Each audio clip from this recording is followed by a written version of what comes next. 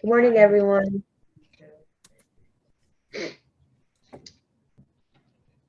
Good morning. Welcome to our first Toolkit Tuesday. I'm one of your hosts this morning, Jenny Horner, and with me I have my colleague, Colleen Tucker, who will be monitoring the chat this morning. This morning's topic is facilitating meetings that matter, and it's our hope that anyone who works in service coordination and/or wraparound has joined us this morning as we take a deep dive and a refresher together on this important topic. I'll be sharing the fundamental reminders and tips of facilitating meetings. And then our partners at the Center of Excellence, Nancy Lowry-Bregar and Pat Miles, will be joining us at the end this morning for a discussion on the art or the skill of facilitation. This session will be recorded and shared on our website for future reference. Please either raise your hand or type in the chat box if you have a question or comment this morning. Also, please remember to remain muted at all times to avoid feedback and any background noise. So this morning we're going to, I'm just going to talk about the fundamentals or the tips of facilitation. So thanks for joining us. It looks like we have a great crowd. Next slide, please. And we're going to discuss, what I'm going to share with you this morning is, all of these components of a summary of facilitating a meeting and making it matter. So there's a lot of meeting prep and pre-meeting items to consider. There's things to do before the day of the meeting. There's items to do as the meeting begins, and then throughout the meeting, at the conclusion of the meeting, and then after the meeting. All of these are so important in being a facilitator and facilitating a service coordination or a wraparound meeting. Next slide, please. So first we're going to talk about the pre-meeting itself. So before your meeting even occurs, there are items that have to be completed before a service coordination or wraparound meeting. And this is part of being a facilitator and making sure these items are completed. And the most important is that release of information signed. We want to make sure that families are comfortable and that they know the process. They know who's going to attend the meetings. They know if you're entering any data into our system, our OASIS system, or if your county has their own system. Also, we want to make sure that that intake is completed. So there is a series of questions to meet with the family, interview them, get to know them, have a discussion with them, and conversation about their background, why they're participating in service coordination or wraparound. And so all of that information is important to gather for the team before the first meeting. And then as well as the assessment needs to be completed. This was actually going to be a topic in a future Toolkit Tuesday on itself, but it's just so important to not only assess weaknesses that the family or in youth may be going through and experiencing, but also strengths. You want to make sure that you're pulling all of that together so that you can come up with a very thorough, comprehensive plan for that family, and you have a full understanding of all of their strengths as well as their weaknesses. So then we go into prepping for that meeting. So before a meeting even occurs, well before, the facilitator is responsible for prepping that meeting, which includes scheduling the meeting. You want to schedule it in advance for members so that they can plan to attend, and so that all the members have it on their calendars and they know when they're expected to attend. You also want to share the meeting notice. You want to make sure as well how your family prefers you to share that information. Do they prefer an email? Do they prefer you text them? Do they prefer you call them? Just having that conversation again with family about their preference and their comfortable zone with communicating with you, as well as sharing with the team. You want to put that notice out well in advance, possibly even send reminders, just a reminder, tomorrow we're meeting at this location and this time. You want to create a time that's convenient for the family. We all know that in a perfect world, everything happens during our workday, but that's not so perfect for families. So you want to make sure that it's convenient, that it isn't stressful on them. You don't want to get into the habit of, oh, well, we're going to need you to take off work every time we meet as a team.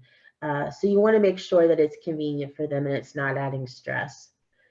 You also want to book your location. You want to make sure that wherever you're meeting is private, that you can talk openly as a team without others hearing. You want to make sure that it's accommodating, that there's enough room. You don't want to be crammed in a little tiny area, and that it's conveniently located.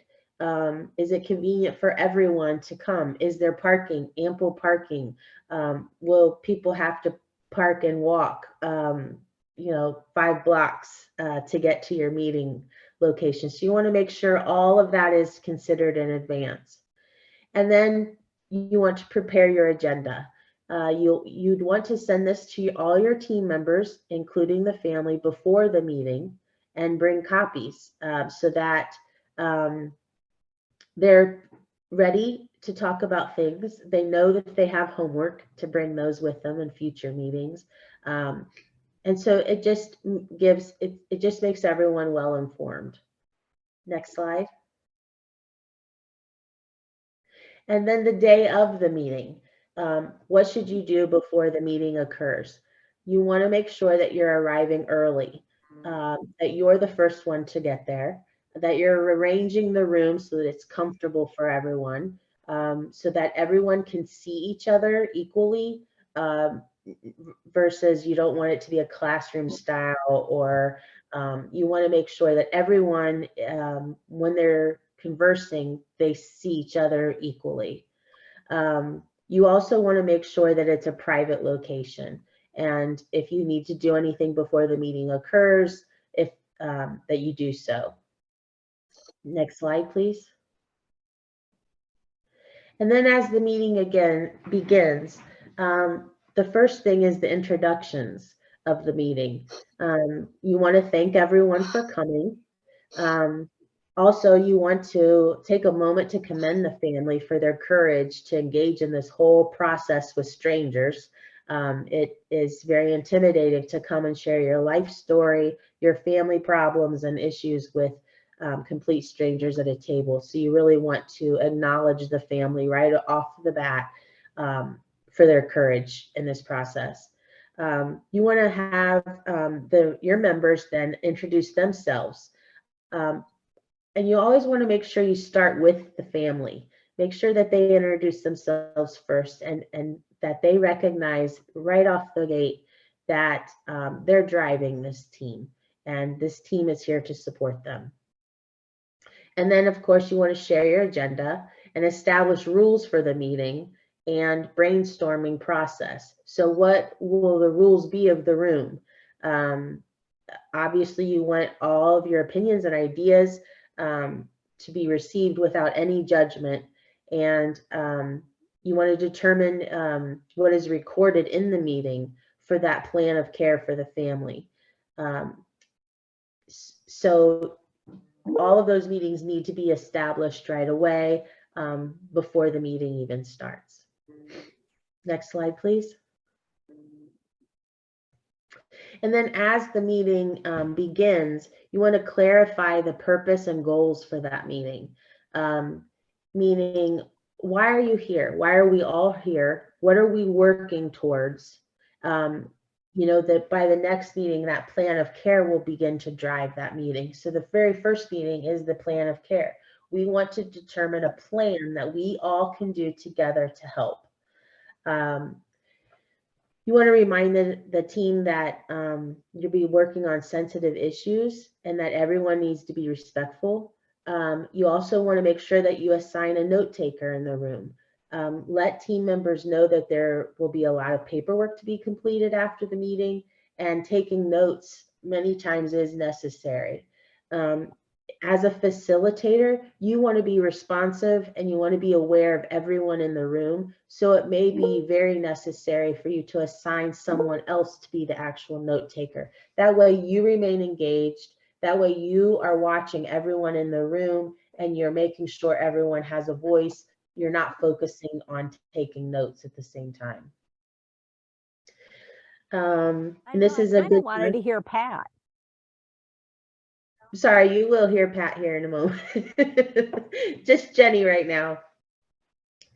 You want to clarify any additional expectations that you might have of the actual meeting, and you want to ask questions before the process begins. Next slide, please. And then throughout the meeting, of course, you want to follow your agenda. You want it to be very strengths-based. You want to pull all the strengths that you gathered from the assessment to help run the meeting. These are some other tips and tricks to enhance interaction. Obviously, being friendly and inclusive and using I and we words rather than you words. This is a team process, not you, it's we as a team. How are we working together? You want to listen carefully and paraphrase comments that are being made in the meeting. Ask team members for their ideas. Work together to solve problems. Post information so everyone has visual reminders in the room. All of these things are some tips and tricks to remember throughout the meeting as just little reminders for you. Make sure that you're following the agenda and again, using strength-based examples. You want to make sure that every team member is unique and the team requires this kind of diversity. So everyone's going to have a voice at the table and everyone's going to have different goals at the table. Partners are going to have different goals when they come to the table. So you want to make sure that you're including that and so that you're all working together, kind of the spokes of the wheel. And you as the facilitator are modeling respect for every role in the room. If a team member becomes upset, you want to learn how to manage that and validate their feelings, allow space for them to share. If it escalates, you don't want it to take up a lot of the time in the meeting. You want to make sure you keep the meeting moving. So maybe you suggest that you can meet with them alone after the meeting to discuss what they're feeling so that you can highlight it, making sure that they're heard in future meeting. But you want everyone to be able to express their feelings, but you don't want it to overtake the whole agenda. So all of that as a facilitator is important for you to make sure that everything is still moving smoothly. Next slide. And then at the end of your meeting, obviously you want to review what you've accomplished that day. You want to review every person's role. If everyone has homework, you want to make sure everyone's clear on that, on what their role is of what they're going to do in the plan of care. Let them know what happens next. If you need to assign any homework for all members, make sure you make that clear. Thank the family again for attending. Set the next meeting time and location, and make sure that you thank everyone for attending. All of these are so basic, but we feel that it's so necessary to share. And just as little reminders to you and refresher to you of being that facilitator and being that neutral person in the room. Next slide. And then after the meeting, we want to make sure that we are reviewing all the notes and take that time to pause and write your own summary. What did you gather from that meeting? Your memory of that meeting, write it all down. your initial reaction. You want to do that shortly after that meeting, making time in your schedule to be able to do that and capturing all of what you felt the meat of that meeting was. You also want to complete any required paperwork that may need to be done before the next meeting. And then you also want to follow up with team members and send that next meeting invitation. So those are the fundamentals of facilitating a meeting. And again, I know they're basic and I know that they're boring, but it's so important to remember and to always keep those subtle reminders at the forefront of how to be a neutral person at that table. We've also have a handout to share with you on an agenda, an example agenda of a service coordination or wraparound meeting that we'll share with you after this. And just as another reminder, again, I said at the beginning of the meeting, this recording will also be posted on our website for further use. So now I'm going to turn it over to Nancy and Pat, and they're going to discuss the art of facilitation. Before we do that, can I ask a question, Jenny? Sure. So I call this the content-rich presentation that you did, because there's an awful lot in there. And one of the questions I was thinking about as you were talking is you've kind of divided it into getting prepared, running the meeting, and then ending the meeting. Are there areas that you see that people struggle with more than others in terms of pulling off service coordination? Yeah, this is something that, those of you are happy to share too, but I think at times we forget the importance of the actual facilitation of that meeting. We remember that it's important to meet and we have to meet because of the plan of care, but we get so caught up in it sometimes that we forget of the actual facilitation role and being that neutral person. We've seen sometimes people, facilitators might get confused with their role and become an advocate in the meeting, which you have to remain neutral. You have to make sure everyone is heard. You don't want to be heavy in one area than the other, or push your community partners as well, because they're coming to the table with their own goals. And so I think where people might leave out is that pre-meeting prep. They're rushed. We all have a lot on our plates to handle. We forget just how important that pre-meeting stuff really is before the meeting even comes, to make sure that families are feeling welcome and that you're prepared, and so that it runs smoothly. So I heard two things in that. One is getting prepared to actually pull it off. And then in the meeting, you can become so goal focused, you forget about facilitation just because you've got lots of perspectives floating around. That's helpful. Exactly. I also see a question from Lisa King in the chat box. I don't know, Colleen, if you wanted to bring that up. Thank you, Pat. So the question is, will we at some point discuss writing goals with families? And Jenny, Absolutely.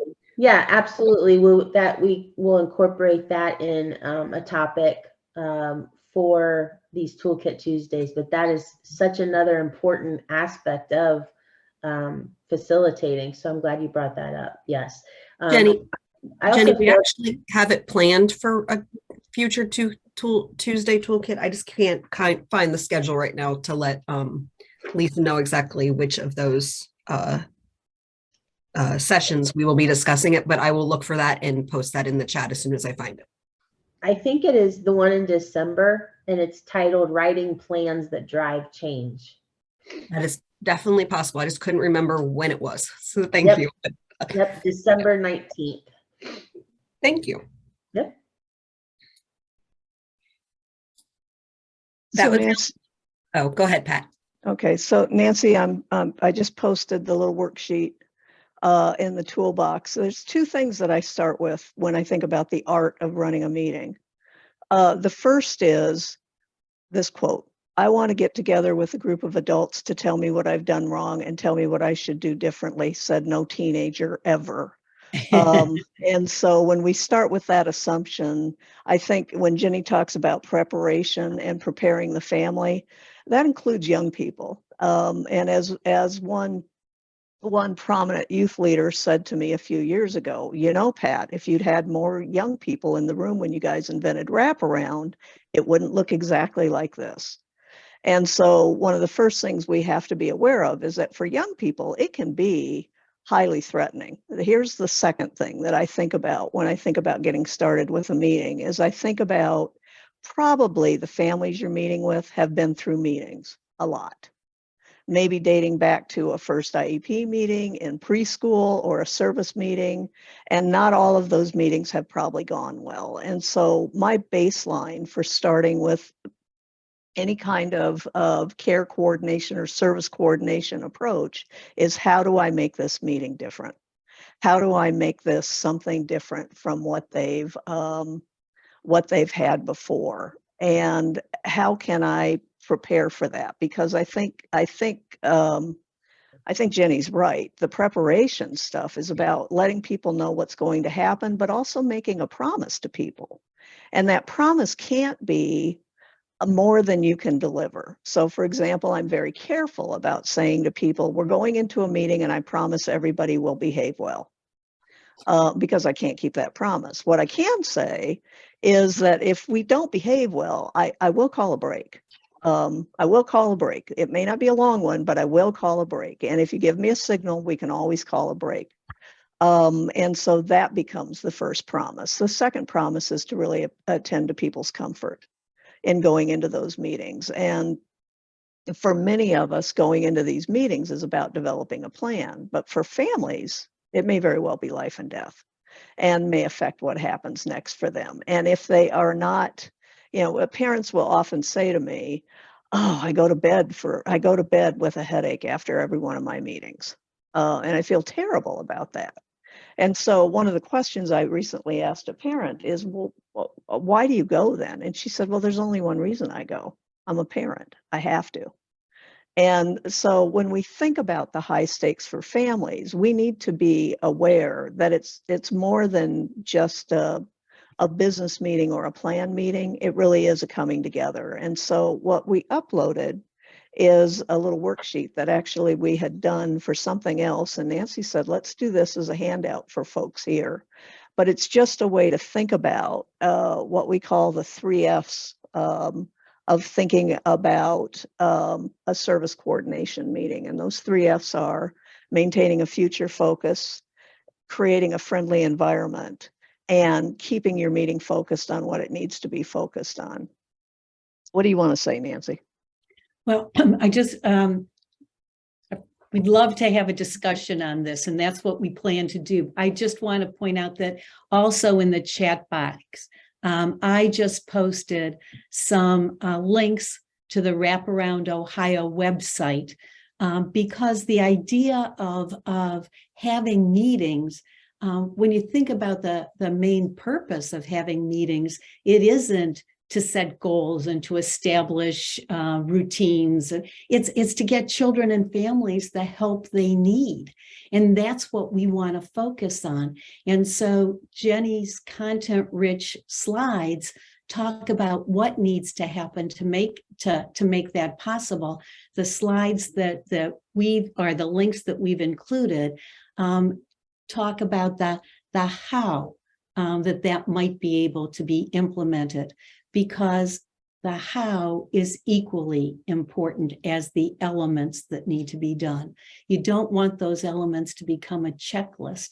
You want them to be able to ensure that people are brought together so that parents and youth feel heard, that others are paying attention to them, that their perspective matters, their input is valued. And so some of the agenda items and the preparation items that are included in these links on the website speak to how service coordinators might be able to take the elements that Jenny so clearly identified and operationalize those.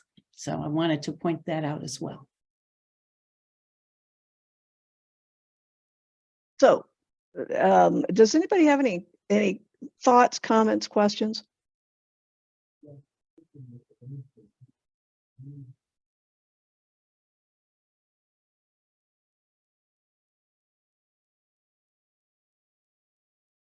You're a group of service coordinators and you don't have any thoughts, comments, questions? That's not what I was led to believe you guys were all about. And feel free to take yourself off chat if that is easier than typing in the chat box, or take yourself off mute.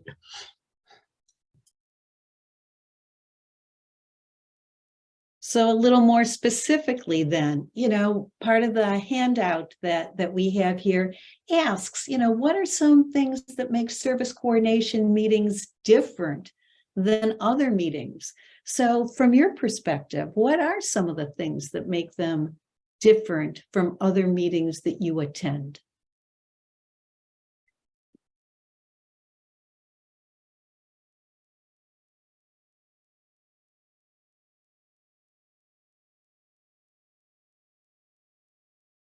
I would say in a service coordination meeting, you're counting on everyone who is attending to have brought a certain level of information with them.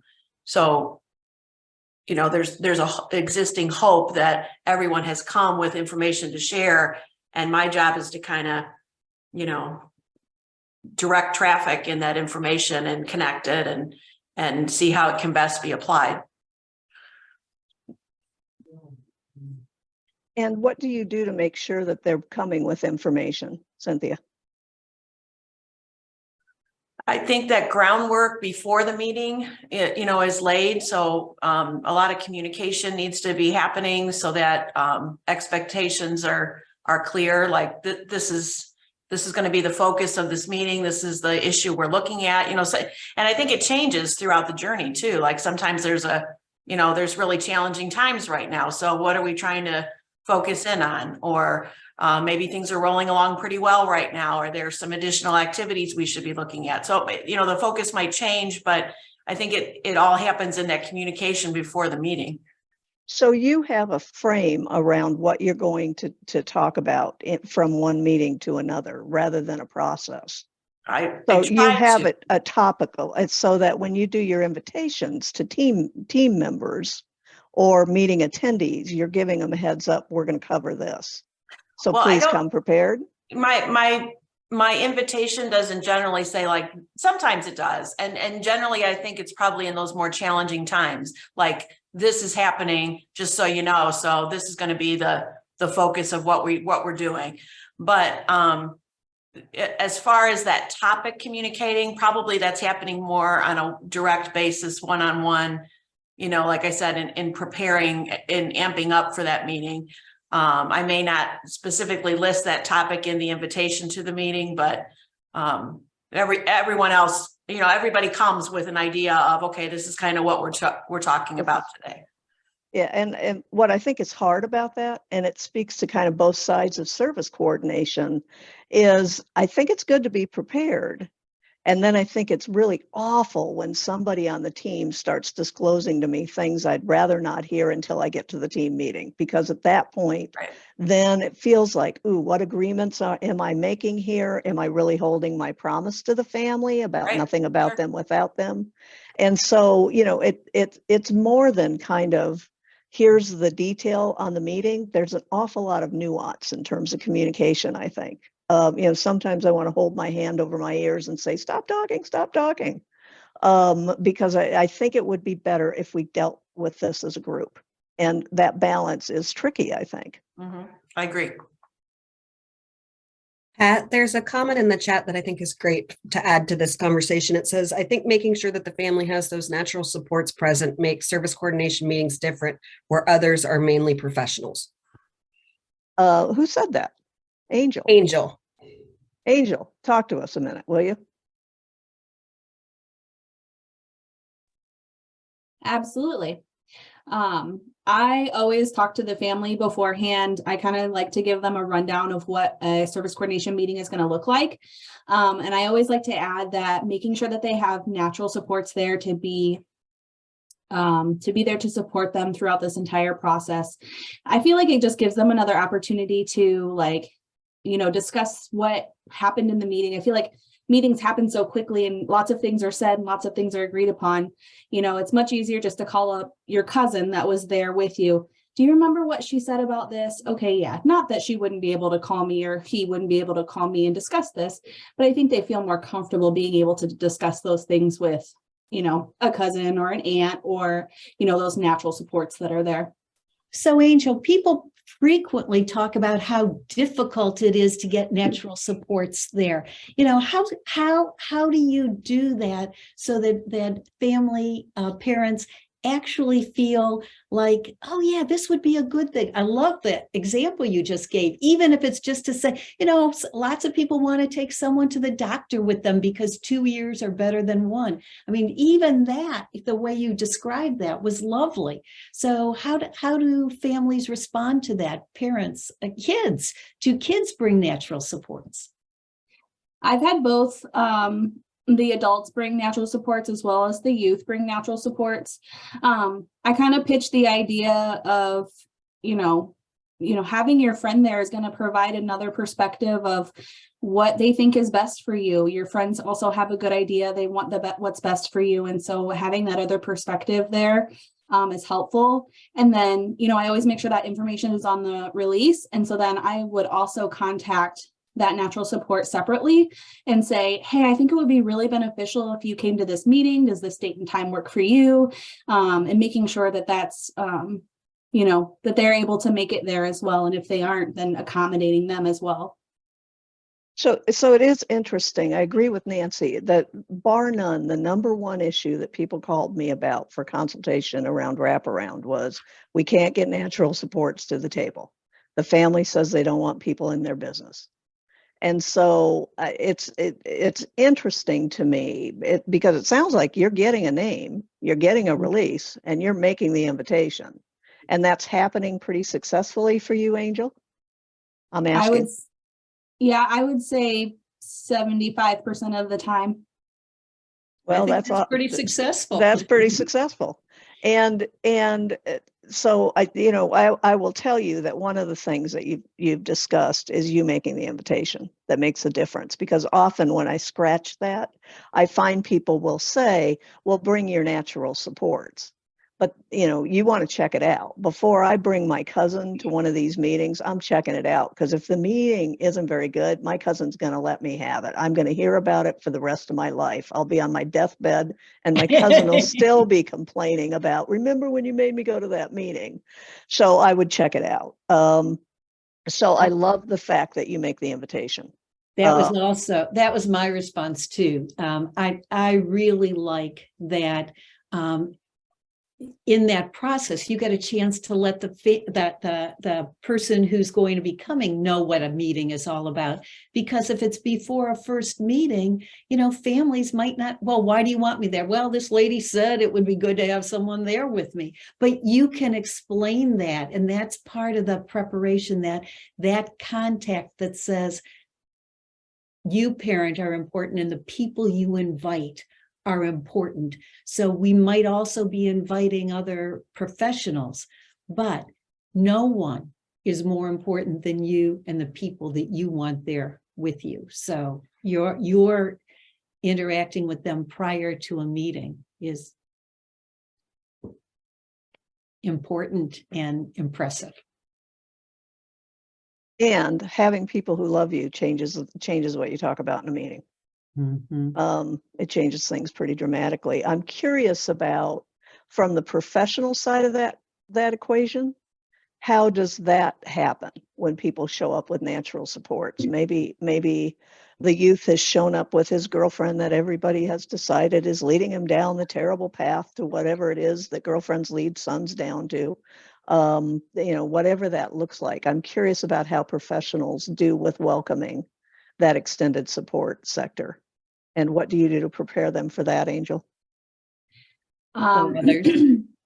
I always like to make sure I give everybody an opportunity to talk. I always make sure I say, whatever you would like to share. It's an open discussion. We can talk about anything and everything that anybody wants to talk about. We're not going to shoot down anybody's ideas. We can always make sure that it's, welcoming for everybody, but just making sure that everybody feels comfortable to express their, their feelings and what they want for the person. And I feel like whenever I'm discussing this with other professionals, I feel like it's good to get that perspective. You have maybe the girlfriend who, wants him to, the youth to run away and move to California and, get some job and move away from the family. And, the rest of the family is like, why would they want you to do that? And, that's so crazy. That's not the best situation for you, blah, blah, blah, blah. Well, she just wants him to do well. We have to take that piece out of it. Why do you want that? What does that look like? What's so important about you doing this? So we have to take that piece away from it.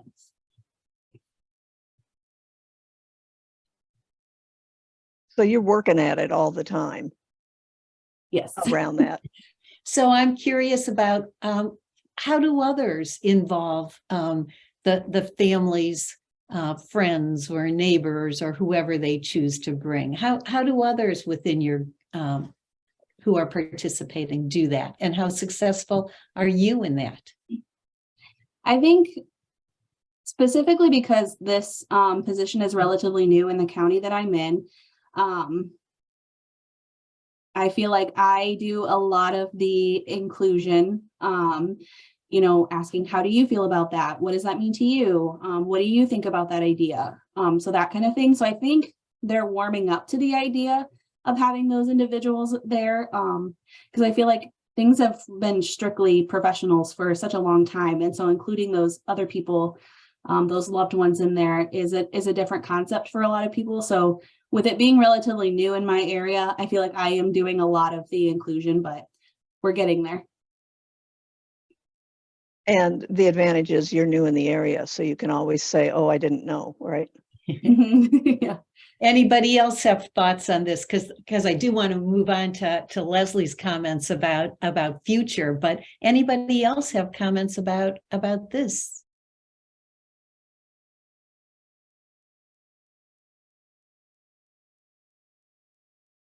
So Leslie, you talked in your comment about supporting the parents and youth and imagining a better future. And one of our meetings that matter areas is a future focus. So Leslie, can you talk about how you do that?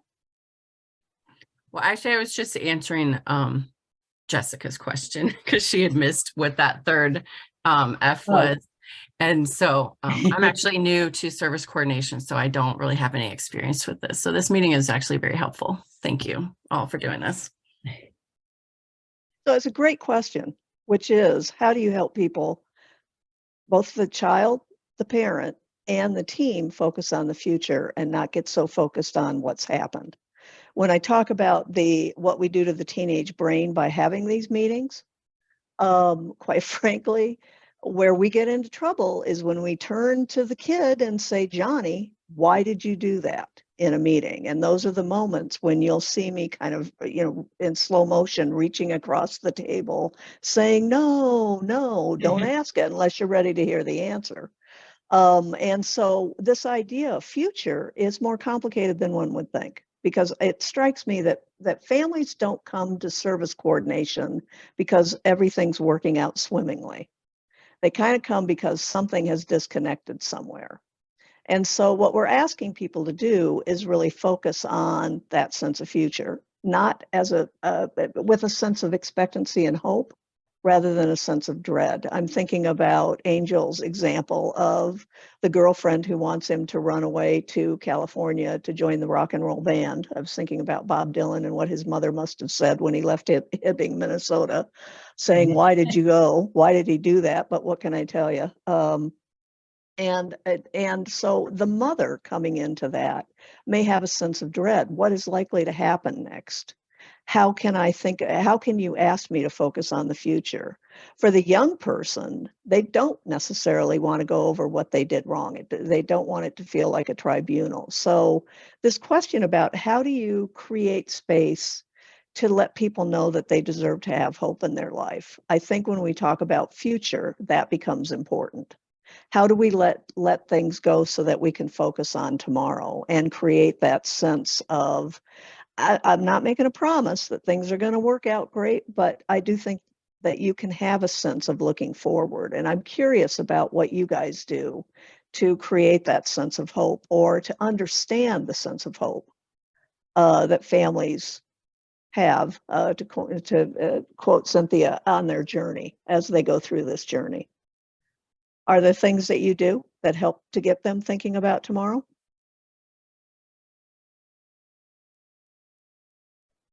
I think it's helpful to have a conversation with the family and each member of the family who's going to be participating on their expectations. What is your hope or outcome? Maybe outcome is a better word.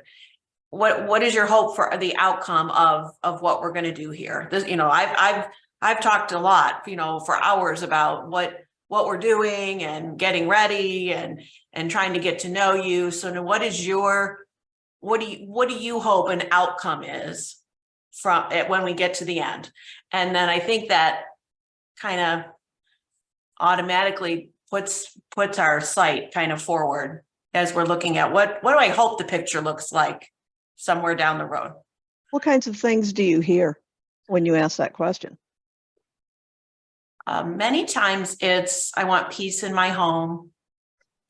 I want to feel like things are more manageable. Certainly it all depends on each situation. Sometimes it's, I want to feel like I know what I'm doing in parenting. Which is very specific.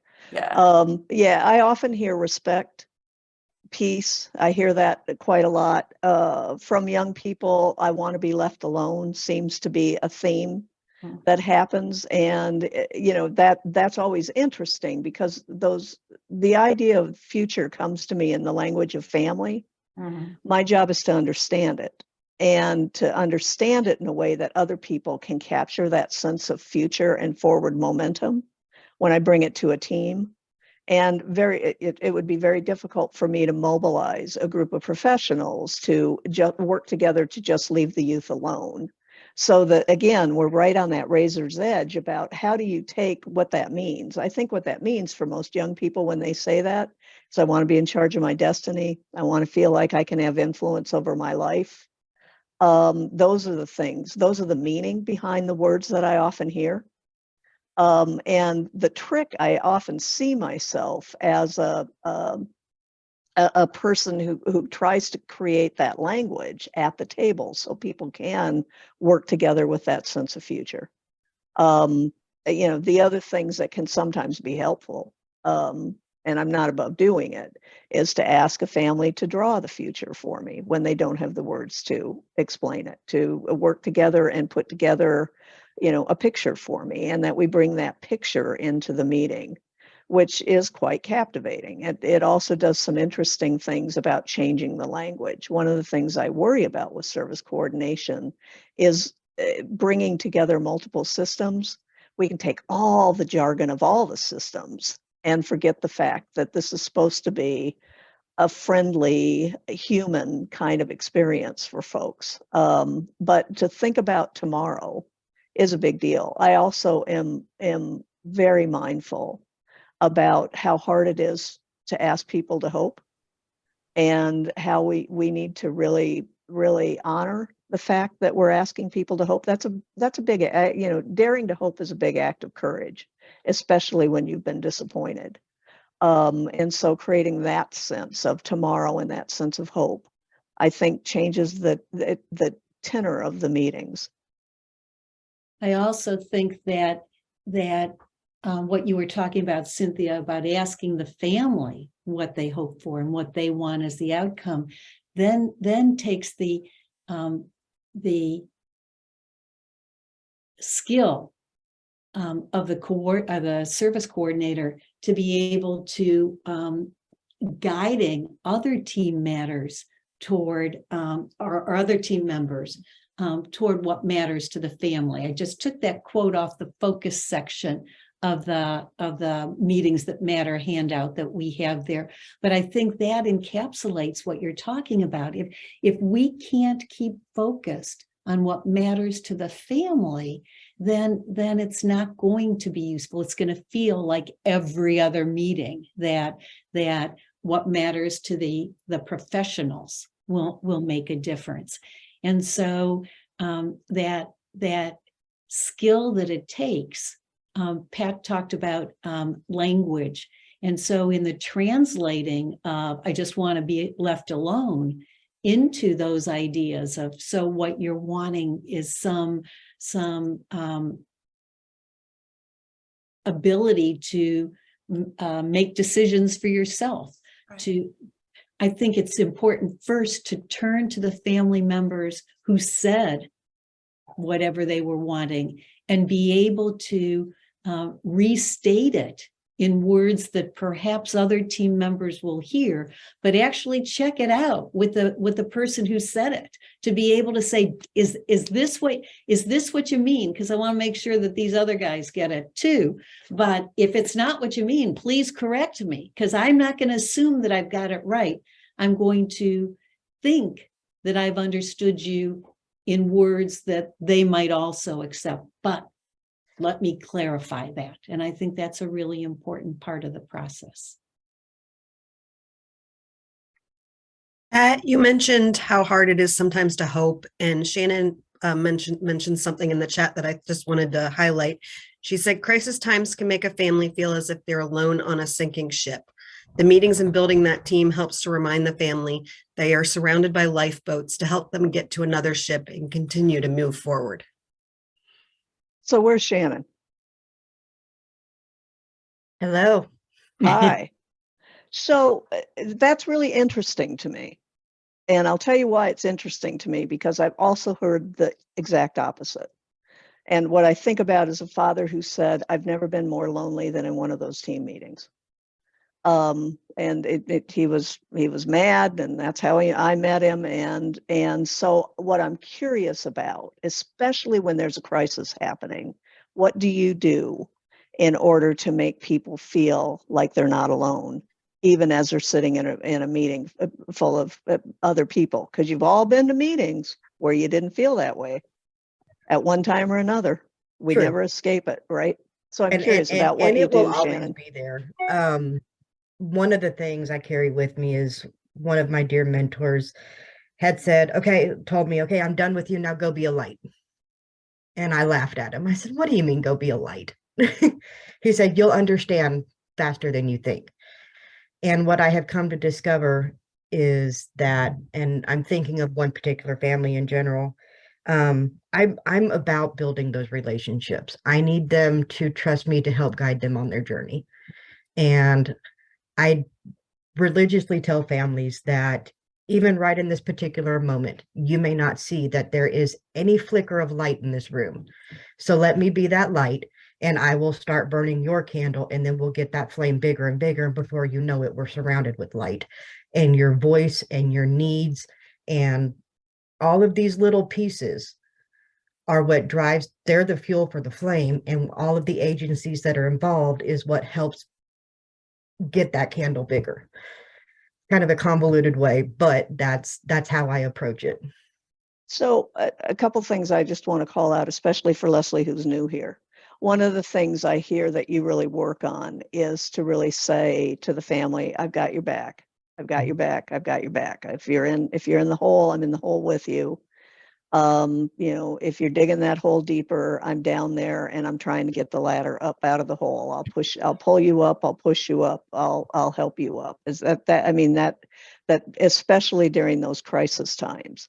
What I think is interesting, and I want you to talk about, is in one of those meetings where many of the professionals may be pretty angry at the parent or child, maybe for good reason, but they're not feeling the light at this point. So I'm curious about how you manage that at a service coordinator meeting. Redirection. Talk about that. You are what I understand what you are concerned about. And it is definitely worth continuing a conversation about. But part of what we have to do is not focus just on this one little thing. Let's turn this into, here's the concern. Now, how do we redirect that and turn that into a conversation with how do we overcome that concern? Let's not focus on the what, let's focus on the how. So that's the point where it's very clear the meeting's not running itself. You are running the meeting. And again, that's one of those subtle things in service coordinator meetings. And it's part of what Jenny brought up. You do all your preparation, you facilitate, but you're not necessarily heavy-handed. When the team is working well, step back. When the team is not working so well, you have to step up. And I think sometimes facilitators forget that. When the team's been working well for a while and things happen, we kind of expect the team to keep working well, and we may get caught flat-footed around that and say, oops, I need to redirect around that. So the redirection, that becomes really important because, again, depending on your relationship with the family, you may be very focused on their journey and forget that you are still, I like to call it the Martha Stewart of this team meeting. You are planning the dinner party. You did the menu, you set the table, and you need to make sure that the guests are seated in a way that they're not going to be throwing soup at each other before the main course gets there. And if I could add too, don't be afraid to share your fails too, because I learn a lot from my fails when I fail. And this is a great example of, when your partners come to the table with their own agenda. So one of my biggest fails, as an example of this, was it was very difficult to engage the family. The parent didn't attend often. And we finally got to a point where mom felt very comfortable attending. And towards the very end of the meeting, Children's Services turned to her and said, hey, while you're here, I'm going to need that required drug test from you. And but you can imagine that she didn't engage after that. She didn't attend. So it's exactly right that I love the Martha Stewart analogy too, is that just protecting that sanctuary of that dinner table and communicating that not just with the family, but with your partners as well, as it being strength-based. And they all do have their own agenda, and it's a reminder at the very beginning of that meeting of why we are here.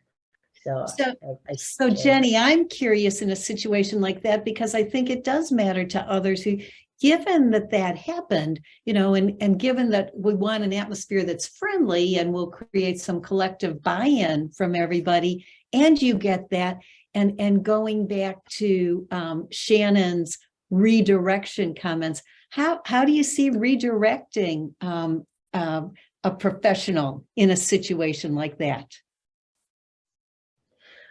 So what I learned from that whole experience personally was that I didn't prep that meeting enough at the very beginning, that this is a strength-based meeting. This is us coming together as a team. And I think I was so focused on getting the mom to the table that I forgot my partners and their own agenda. And so it is that communication with them even before the meeting started that I misstepped in saying, we're moving forward, this is a supportive meeting, that you can bring goals, but I really, that was my misstep in prepping my partners of the purpose.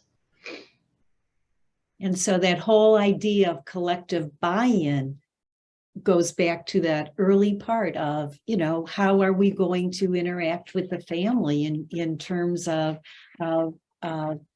respecting what they're looking for, what they want, and being able to ahead of time say, if there are things like this, better that they not be brought up during this meeting. And they're likely still to be brought up during this meeting. It's still going to happen. Yes, at which point that whole redirection of, you know what? I think that's something that maybe is part of another time or another place, but that really takes a lot of moxie and presence on the part of the service coordinator to be able to shift away from that when it actually does happen during the meeting. Yeah, the time clock is running out on Angel being able to keep claiming that she's new. When she has to, at some point they'll say, you're not that new. You why did you say that? But I do think that systems have a tendency, when they see an opportunity, to run with it. I think about our first efforts with Chicago Public Schools, and our little wraparound coordinator went in. We were going to do full inclusion with kids, and they were pulling together a team. And it happened to be on the day when a bed became available or a spot became available in a special school. And the school folks showed up with papers. The wraparound coordinator was so mad. She said it was like going to a house closing rather than planning for something. And they thought they were doing well. Well, they hijacked the meeting. And so that stuff will always come up. Mm-hmm. And it's part, some of it's managing it in a meeting, some of it's managing outside of the meeting, what needs to happen, and to really set those parameters. So I see you guys have a slide up, and I think we're really close to our time here. Yes, we are close to time. Unless anyone had any further pressing questions, you please feel free, or comments, please feel free to put them in the chat, especially if you found this helpful. How we could maybe improve it, anything, feel free to comment. But this is just a visual. We're also sending this out today. We're excited to share that our website is changing beginning March 1st. And the reason why we wanted to share that this morning is that through our partnership with the Center of Excellence, we have a whole array of resources for you on our website under service coordination. So we have a service coordination manual and a lot of resources for that. So make sure you check that out. Also, as Nancy pointed out, there are resources on the Wraparound Ohio website that you can check as well. And I put a handout in here in the chat as well as Nancy did. So thanks everyone for taking the time. We hope that you found this beneficial. Thanks to our partners at the Center of Excellence for spending the morning with us. Our next meeting is next week on the same topic on March 7th. However, it is at a macro level. So our concepts are, we're going to be sharing these at a micro level of service coordination and wraparound, and then that's expanding that same topic for our full councils. So our hope is next Tuesday at 10 a.m. for that Tuesday Toolkit Tuesday, sorry. We're still going to be talking about the facilitating meetings that matter at a full council level, and pulling in our community members and directors for that meeting. So we hope that not only directors and coordinators of Family and Children First, but anyone involved in council is participating in that as well. So thanks everyone for your time and your comments, and we will meet again. If you're not attending next week's, we will meet again on April 25th, and that topic is assessing strengths, needs, and progress. So we hope you join us for that as well. Thanks everyone, have a great day. And I appreciate all the participation, so thank you. Bye-bye.